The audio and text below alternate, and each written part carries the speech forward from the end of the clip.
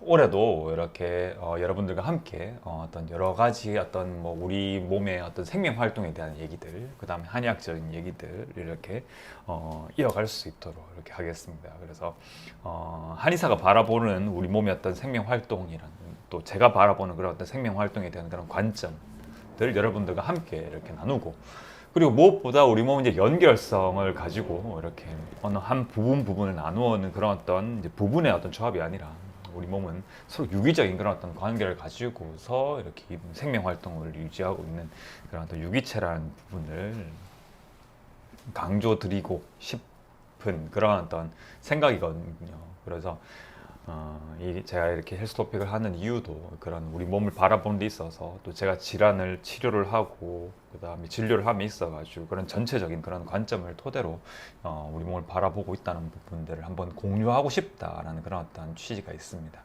그리고 또 이제 중간중간에 한의학적인 내용들도 좀 이렇게 섞어서 이 말씀을 드리면 또 한의학에 대한 그런 어떤 여러분의 어떤 이해도도 조금 더 높아지지 않을까 이렇게 생각을 해봅니다.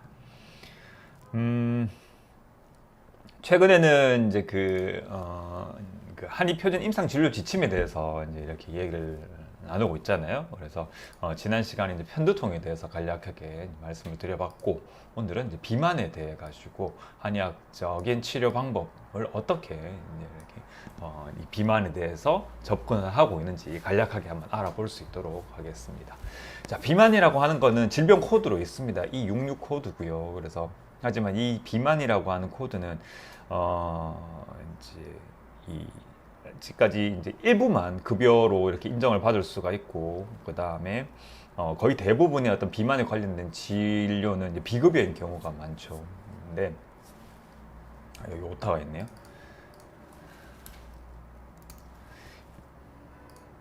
그런데 최근에 들어가지고는 이 비만에 대해 가지고 상당히 좀 뭐랄까요,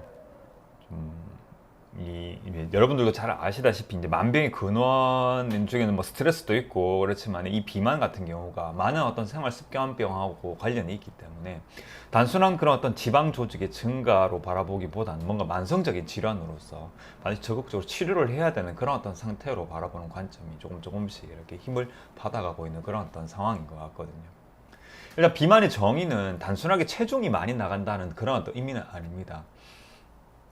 뭐 체중이 많이 나가시는 분들 중에 뭐 근육이 막 운동을 열심히 하셔가지고 근육이 많으신 분들도 있으실 수가 있고, 아니면은 이제 부종이 있으신 분들도 있기 때문에 단순하게 어떤 체중이 늘어나는 상태를 얘기를 하는 게 아니라 이제 이런 어떤 뭐 대사적인 문제, 또 여러 가지 어떤 원인에 의해 가지고 체내 지방 조직이 이제 과잉 축적된 상태라고 이제 의학적으로 이렇게 정의를 하거든요. 그리고 최근에는 이런 여러 가지 원인된 만성 질환으로 간주를 하게 되고요. 이 비만은 적극적으로 치료를 하지 않을 경우에는 뭐 당뇨병이나 협심증이나 심근경색, 뇌졸중, 그다음에 유방암과 대장암 같은 그런 다양한 질환들을 이야기할 수가 있고, 그다음에 특히나 이 사망 위험을 높일 수 있다라는 그런 연구 결과가 있습니다. 그래서 이게 단순히 뭔가 미용적인 어떤 목적, 뭐 외모상의 문제가 아니라 이 질병의 예방과 우리 건강한 어떤 자유, 건강을 유지하기 위해 가지고는 반드시 치료가 되어야 하는 그런 어떤 질병이다라는 그 질병의 범주에서 생각을 해야 되고, 그런 관점에서 일부 어떤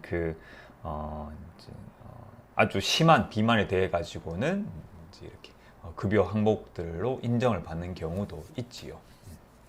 한의학적으로는 병증명으로 한의학적인 용어로서는 이제 살찔 비자를 써서 비 또는 비반, 또 비인, 육인, 뭐 비귀인이라고 이렇게 표현을 했고요. 한의학적인 의사에 보면 비귀인은 이제 고량지질야라고 해서 이 비만, 즉 살이 찌는 것이 어떤 음식에 의한 어떤 고량후미라고 말을 하잖아요, 그죠? 그래서 상당히 어떤 음식으로 인해서 이렇게 발생하는 질병이다라고 이렇게 예전부터 언급을 하고 있습니다.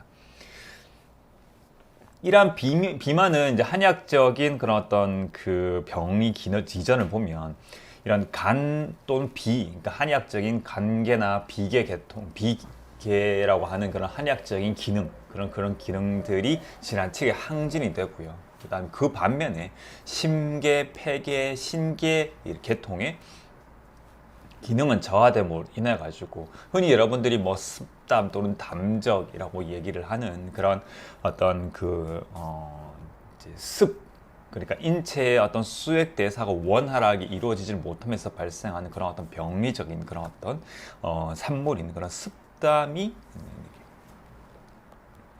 인체에 이렇게 쌓이게 되면서 이제 이렇게 비만해진다라고 이렇게 얘기를 많이 합니다. 어쨌든 이 한의학적인 비만 치료는 오장육부의 연결성을 고려를 해서 이들 오장육부의 관계를 적절하게 조절하는 것에서부터 이렇게 시작을 하는 것이 바로 한의학적인 어떤 비만에 대한 치료 방법인데요.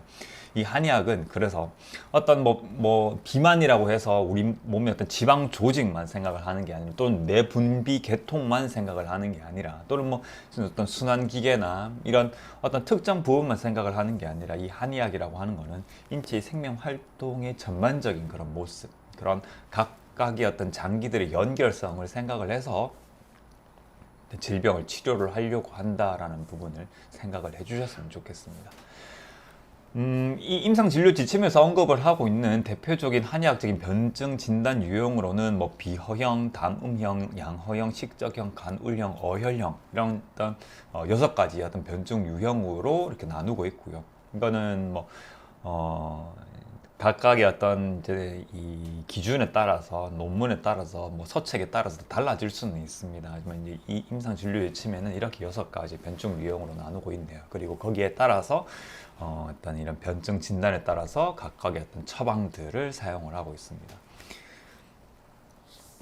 임상적으로는 대표적인 처방들은 이제 태음 조이탕이나 방풍 통선상을 많이 사용을 하는 걸로 알려져 있고요. 그리고 주로 이런 비만을 치료하는 데 있어서 한의학적으로는 마황이라고 하는 이런 한약재를 많이 사용을 하게 됩니다. 거기에 대한 부분들도 이 비만에 대한 한의 표준 임상 진료 지침에 이렇게 나와 있는 내용입니다.